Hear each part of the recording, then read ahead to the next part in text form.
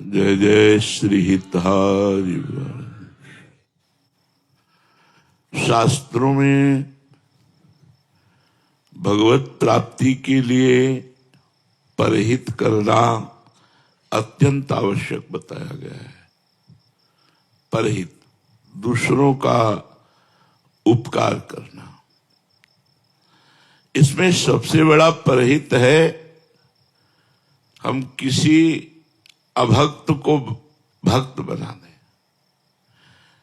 जो नाम जप नहीं करता, चाहे हमारा रिश्तेदार हो, चाहे मित्र हो या समाज का कोई व्यक्ति हो, यदि हम उससे दोस्ती करके उसको नाम जप करना, ये बड़ा भारी हित है। इससे बड़ा हित नहीं होगा। यदि वो नाम जापक नहीं है, हमारी बात नहीं मानता है और दुष्ट स्वभाव से चलता है, फिर हमको उसका संग नहीं करना चाहिए। प्रणाम करके दूरी बना लेनी चाहिए। द्वेष भी नहीं करना चाहिए। जाके प्रिय न राम बैदेही, तजिए ताहि कोटि बैरी सम यद्यपि परम स्नेही। परम मित्र हो, परम रिश्तेदार हो, नातेदार हो, वो सब गंदे आचरण करता है और भक्ति की बात सुनना भी नहीं चाहता, भगवान का नाम सुनना भी नहीं चाहता, तो तजिए ताहि कोटि बैरीशम यद्यपि परम स्नेही, जाके प्रिय न राम बैदेही। नाते नेह राम के मनियत सुहृद सुसेव्य जहां लो, अंजन कहाँ आंख जब फूटे, बहुत तक कहाँ लो। वो स्वामी तुलसीदास जी कहते हैं, यदि हमने भगवत विहीन जीवन व्यतीत करने वालों का संग किया, तो जैसे आंख में अंजन लगाओ, आंख फूट जाए तो फायदा क्या हुआ? नुकसान ही तो हुआ। ऐसे ही भगवत विहीन लोगों का संग नुकसानप्रद है। हमें चाहिए जो हमारी बात माने, नाम जप करे, थोड़ा मानवता लावे। परहित की बात, परहित कई प्रकार का होता है। जैसे किसी बीमार को औषधि दे देना, भूखे को भोजन दे देना, सर्दी में वस्त्र दे देना, समस्या में पड़े हुए व्यक्ति की समस्या का निदान करना, पर यह सब साधारण परहित है। पूर्ण परहित है उसे भगवान में लगा देना। हाथ जोड़ करके, प्रार्थना करके, सत्संग सुनाकर, प्रलोभन देकर, जैसे माँ अपने बच्चे को प्रलोभन देकर, देखो हम तुमको नाश्ता में ये देंगी, आप 2 माला राधा राधा कीजिए। ऐसे किसी भी तरह से हम किसी को जो हमारी बात माने नाम में लगा दें, इससे बड़ा परहित नहीं होता और इससे बड़ा लाभ नहीं मिलता। जैसे हमने 2 को नाम में लगाया, वो नाम जपने लगे, तो हमें उसका कृपा प्रसाद मिलेगा भगवान की तरफ से। बीमा कंपनी में नहीं होता, बीमा के जितने करो उधर तुम्हें, तो यही समझो कि इधर जिधर जितने को तुमने भगवान नाम में लगाया, उधर से आपके ऊपर विशेष कृपा, विशेष करुणा।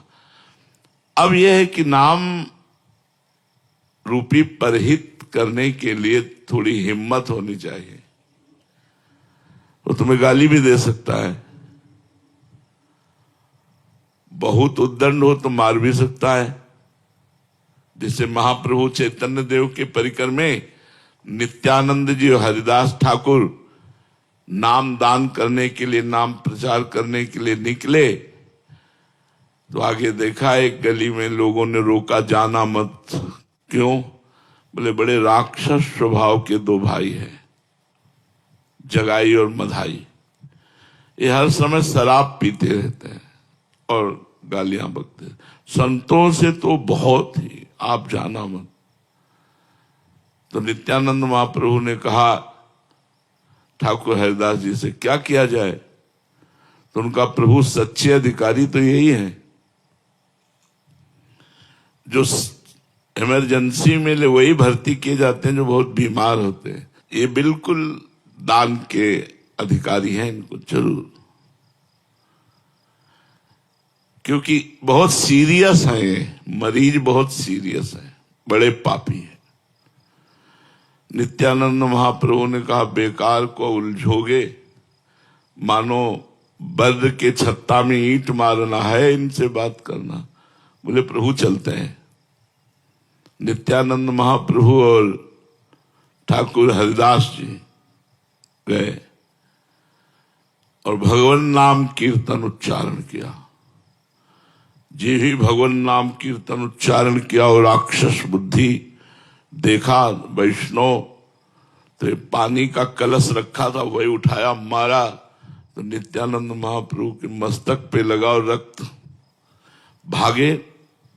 हाथ पकड़ करके ठाकुर हरिदास जी नित्यानंद महाप्रभु का। अब ये घटना पूरे नवद्वीप में फैल गई। जगाई मधाई ने कहा सुबह होने दो इनको बांध करके, क्योंकि वो अधिकारी थे राजा की तरफ से, वो एक अधिकारी थे, सब वैभव और उनको शासन पक्ष भी मिला था। महाप्रभु चैतन्य देव जी ने जे ही सुना भागे, उन्हीं की तरफ भागे और बड़े आवेश में आकर ऐसे किया, सुदर्शन चक्र का आवाहन। नित्यानंद महाप्रभु ने चरण पकड़ लिया और कहा प्रभु ये मारने का अवतार आपका नहीं हुआ, तारने का अवतार हुआ है। सुदर्शन चक्र से मारकर जीव का कल्याण करना है तो श्री कृष्ण रूप में आप करते थे। आप महाप्रभु चैतन्य देव के रूप में उसकी दुष्टता को मार करके उसे साधुता प्रदान करें। नित्यानंद महाप्रभु ने कहा प्रभु आप कृपा कीजिए। तो बोले जब तुमने क्षमा कर दिया तो हम भी क्षमा करते हैं, बुलाओ दोनों भाइयों। जे ही महाप्रभु का भागवतिक तेज दोनों चरणों में गिर गए। अंततो गत्वा दोनों महाभागवत बन गए। आज भी मायापुरी नवद्वीप में उनके नाम के घाट बने हैं। जगाई मधाई जो है जगन्नाथ दास माधव दास नाम उनका रखा और महाप्रभु ने गंगा में खड़े होकर उनका पाप लिया। कहा संकल्प करो जीवन भर का पाप हम तुम्हें दान करते हैं। यद्यपि वो कांप गए कि प्रभु ऐसा नहीं, मैं बहुत पापी हूं। महाप्रभु ने कहा, महाप्रभु ने ये है परहित। अगर परहित करते समय हमारे को अपमान सहना पड़े, गाली सहनी पड़े और उसका मंगल हो तो हमें करना चाहिए। ये हमारी वैष्णव पद्धति है, ये हमारे भगवान के दासों का स्वभाव है। और सही पूछो तो मनुष्यता भी इसी को कहते हैं। अगर परहित की भावना नहीं स्वार्थ की भावना है तो उसमें राक्षसी भाव जागृत होता है, जिसे आसुरी भाव कहते हैं। और जिसमें परहित की भावना होती है उसमें देवी भाव होता है। लेकिन परहित में एक चीज है, उसके बदले में कुछ चाह ना हो तो उसे परहित कहा जाएगा। परहित करके कुछ भी चाह करना वो परहित नहीं रह जाएगा। इसलिए परहित करना बहुत कठिन है। अगर परहित कर लिया तो परमार्थ बन जाएगा, आपका परमार्थ बन जाएगा। एक दिन 20-25 वर्ष की बात होगी, वृंदावन में केसी घाट में देखा तो एक आदमी दीवाल की तरफ कराह रहा था। कदम लड़खड़ाए, पर हम सोचा गरीब बाबा जी क्या सहयोग कर सकते हैं। भिक्षा मांग के खाते थे, 1 रुपया पास नहीं, कुछ मतलब। नजदीक गए तो बड़े कष्ट में सब सोच से सना हुआ, बड़ी दुर्दशा थी जिसे कहते हैं। वो कहां से जीव आया था भगवान की कृपा से, बस थोड़े ऐसे बाल ऐसे। हम कहा बाबा हम किसी योग्य नहीं है पर आपकी क्या सेवा कर सकते हैं। तो उनका यहां तो हमें कोई पानी देने वाला भी नहीं, पूछने वाला भी नहीं, कई दिन से भूखा पड़ा हूं। यदि आप सुदामा कुटी पहुंचा दे तो सुनते हैं वहां संत सेवा होती है, तो कम से कम भोजन पानी तो मिल जाएगा। अब वहां से पहुंचाने के लिए आदमी चाहिए, रिक्शा चाहिए, व्यवस्था चाहिए। हमारे पास कोई व्यवस्था तो थी नहीं। सब ऐसे समेटा कपड़ों से ही तो उठाया उनको। एक आध जगह उनको विश्राम दिलाया, वो क्या फिर सुदामा कुटी में जाके। तो अब संत तो संत होते हैं, दयाल होते हैं। बारंडे में एक जगह उनका आसन लगा दिया, प्रणाम किया और गोपेश्वर के दर्शन करने जाते थे। दूसरे दिन गए तो कीड़ा उनके शरीर में। गोपेश्वर जी के दर्शन करने गए, हमका महाराज आज तक जो हम आपकी सेवा कर रहे हैं, जल चढ़ा रहे हैं, उसका फल प्राप्त हो, जीव शरीर से मुक्त हो, कीड़ा पड़ रहे थे, कोई पूछ नहीं। तीसरे दिन गए तो वहां जगह खाली थी। कहो महात्मा जी, बोले वो तो पधार गए थे कल उनका अंतिम संस्कार हो गया। नाच पड़ा मन, इतना आनंद हुआ अंदर, उस आनंद को हम कैसे बताएं। परहित से भगवदानंद की प्राप्ति होती है। पर परहित का मतलब बदले में कुछ ना चाहना। अब उनकी हम कृपा की बात करते, जब दूसरे दिन गए थे जब कीड़ा था, तो हमारे मन में आया कि एक बार राधा बुलवाओ इनसे। तुम कहा बाबा एक बार राधा बोल दोगे? राधा राधा। आम से ऐसे नजदीक बुलाया और अपना हाथ ऐसे। संतों की कृपा या किसी की भी कृपा भगवत प्राप्ति करा सकती। परहित, एक बार एक नाथ जी महाराज गंगोत्री से जल रामेश्वर जी के लिए ले जा रहे थे, पूरी मंडली थी। रामेश्वर पहुंचने वाले थे कि पास में ही एक गधा प्यासा पैर फड़फड़ा रहा था। जबान बाहर निकली थी, स्पष्ट दिखाई दे रहा था प्यासा है। एक दो भक्तों के मन में भी आया, पर उन्होंने सोचा गंगोत्री से जल रामेश्वर के लिए लाए, गधे को क्यों पिलाए। एक नाथ जी तुरंत गए और उसका सर अपनी गोद में रखा और पूरे घड़े का जल उसको पिला दिया। वो लोग रामेश्वर गए, रामेश्वर वहां गधे की जल पिलाते ही प्रकट हो गए। एक नाथ जी को साक्षात दर्शन भगवान रामेश्वर ने दिया। परहित पूज्य राधा बाबा अयोध्या गए तो सब कनक बिहारी के दर्शन के लिए जा रहे थे। उन्होंने रास्ते में देखा एक घोड़ा जो कौओं ने और पक्षियों ने खाया था, बीमार स्थिति में मरणासन में पड़ा था, मक्खियां भिनभिना रही थी। बाबा गए, ऊपर का चला उड़ा दिया और बैठ गए और मक्खियां हाँकने लगे। भाई जी इस बात में सावधान रहते थे क्योंकि बाबा भाव में रहते थे। बोले बाबा कहाँ है? बोले बाबा तो है नहीं। फिर पीछे लौटे, जब गए तो उनका चलो ना कनक बिहारी जी के दर्शन करने, मंदिर बंद हो जाएगा। तो उनका जब तक इसका शरीर नहीं छूटेगा तब तक हम कनक बिहारी के दर्शन नहीं। अब एक महापुरुष का संकल्प, थोड़ी देर में ही उसका शरीर पूरा हुआ और भगवत प्राप्त हो गया। हमारे को अगर कभी ऐसा अवसर मिले, भूखा प्यासा बीमार कोई कभी ऐसा जिसका कोई सहयोग ना कर रहा हो, अगर भगवान की कृपा से ऐसी सेवा करने का अवसर मिल जाए तो निश्चित भगवत प्राप्ति का योग बन जाएगा। भगवत प्राप्ति का, जो तुम्हारे साथ बुरा करे यदि उसके साथ परोपकार करो, भलाई करो तो और डबल लाभ मिलता है। एक आपसे विरोध कर रहा है, आप उसका भला सोच रहे हो, भला बिना भगवान की कृपा के ऐसा कैसे सोचा जा सकता है। लेकिन जो हमारा बुरा करे उसका हम भला करें, ये और बढ़ करके परहित है और श्रेष्ठ परोपकार है।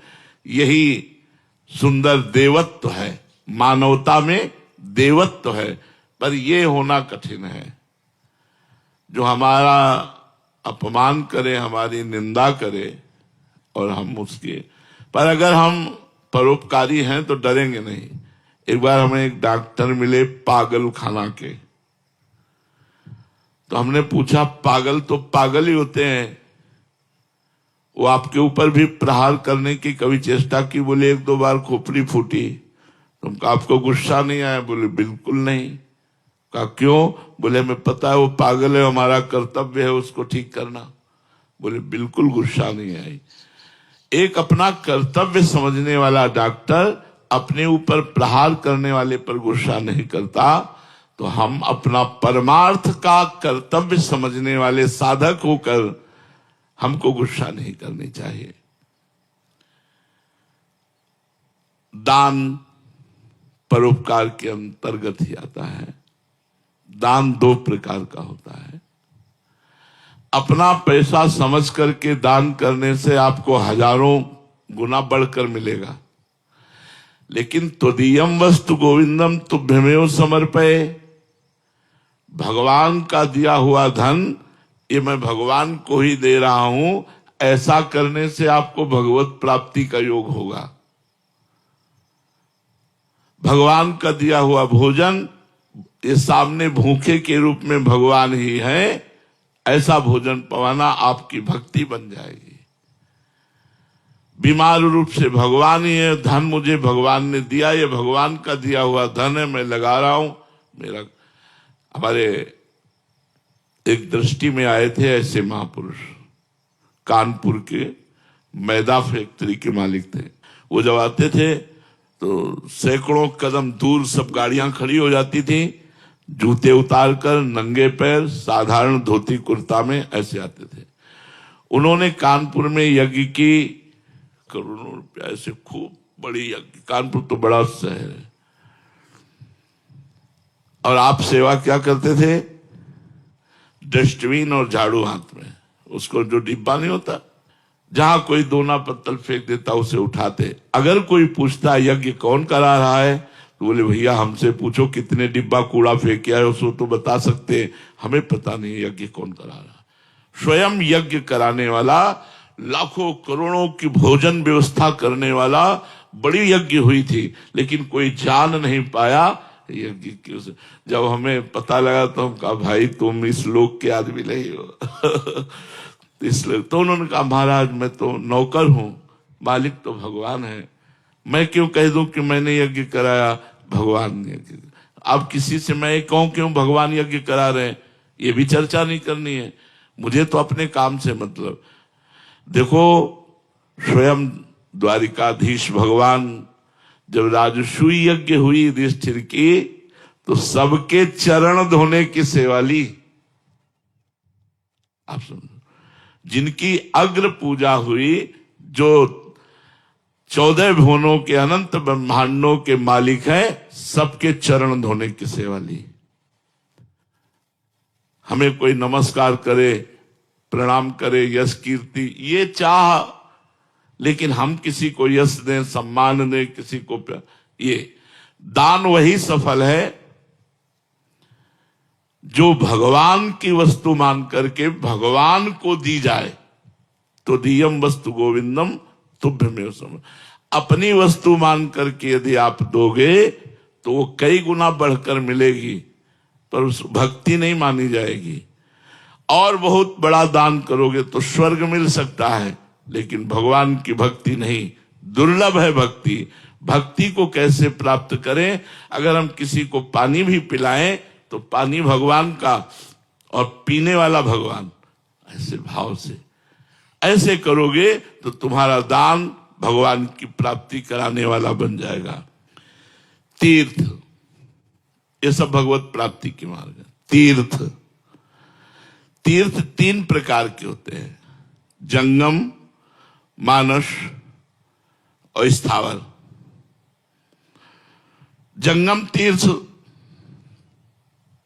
मुद मंगलमय संत समाजू, जो जग जंगम तीर्थ राजू।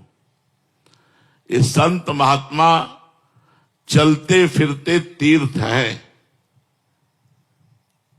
जंगम तीर्थ, मुद मंगलमय संत समाजू, जो जग जंगम तीर्थ राजू। जैसे तीर्थराज प्रयाग में गोता लगाने पर पाप नाश होता है, ऐसे सत्संग में जाने पर संत को भगवत स्वरूप मानने पर, संत के दर्शन करने पर, संत के संभाषण से आप वैसे ही पवित्र होंगे जैसे गंगा, यमुना, सरस्वती त्रिवेणी में स्नान करने से। मुद मंगल में संत समाजू, जो जग जंगम तीर्थ राजू। चलते फिरते ये तीर्थ राज हैं संत जन। अगर संत समागम हुआ तो आप पवित्र हो गए, जैसे गंगा स्नान से, जैसे त्रिवेणी स्नान से। मानस तीर्थ सत्य, जो अंदर चल रहा है वही बाहर बोले तो पवित्र हो जाओगे। अंदर चल रहा है कुछ, बाहर बोल रहे हो कुछ, उसे कपट कहते हैं, उसे झूठ मिथ्या कहते हैं, वो तुम्हें अपवित्र करेगा। क्षमा, कोई तुम्हें गाली दे, अपमान करे, तुम क्षमा कर दो तो तुम पवित्र हो जाओगे। इंद्रिय निग्रह, अच्छे अच्छे पदार्थ खाने की जो तुम्हें लालसा है वो दूसरे गरीबों को पवा दो तो तुम ऐसे पवित्र हो जाओगे जैसे गंगा स्नान से। मनोनिग्रह, मन को भोगों से हटाकर भगवान के नाम में लगाने से आप परम पवित्र हो जाएंगे। तपस्या, अंदर आए हुए काम, क्रोध, लोभ, मोह, मद, मत्सर, इनके वेगों को सह जाना तपस्या कहते हैं। यदि सह गए तो ये मानस तीर्थ है, इनसे आप पवित्र हो जाओगे। जंगम तीर्थ साधु महात्मा, मानस तीर्थ ये, और स्थावर तीर्थ ये जैसे काशी है, उज्जैन, महाकाल, ऋषिकेश, हरिद्वार, गंगा, यमुना, जितने ये सब स्थावर तीर्थ है। प्रयाग, पुष्कर, नैमिषारण्य, कुरुक्षेत्र, द्वारिका, उज्जैन, अयोध्या, मथुरा, हरिद्वार और द्वारिकापुरी, काशीपुरी, कांचीपुरी, बद्रिकाश्रम, श्रीशैल, सिंधु सागर, सेतुबंध, रामेश्वर, गंगा सागर, गंगा, यमुना, सरस्वती, गोदावरी, गोमती, नर्मदा, सरयू, कावेरी, मंदाकिनी, कृष्णा, ये सब स्थावर तीर्थ हैं। इन तीनों तीर्थों में स्नान करने वाला भगवत प्राप्ति के योग्य हो जाता है।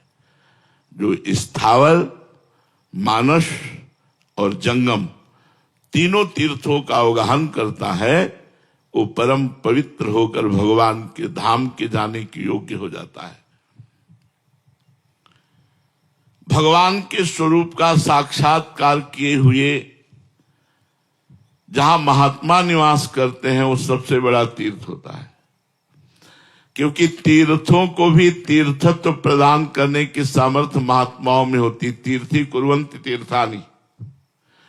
अगर भगवत प्रेमी महात्मा किसी तीर्थ में पहुंच जाता है तो तीर्थ निष्पाप हो जाता है। तो जिस क्षेत्र में कहीं भगवत प्रेमी भजनानंदी महात्मा निवास करते हो वो सबसे बड़ा तीर्थ है, वहां जाना चाहिए, वहां की रज माथे पे लगानी चाहिए, दर्शन करना चाहिए। अगर कहीं उनके उपदेश सुनने को मिल जाए तो अपने जीवन में धारण करना चाहिए। तो 3 प्रकार के तीर्थों के अवगाहन से भगवत प्राप्ति निश्चित है।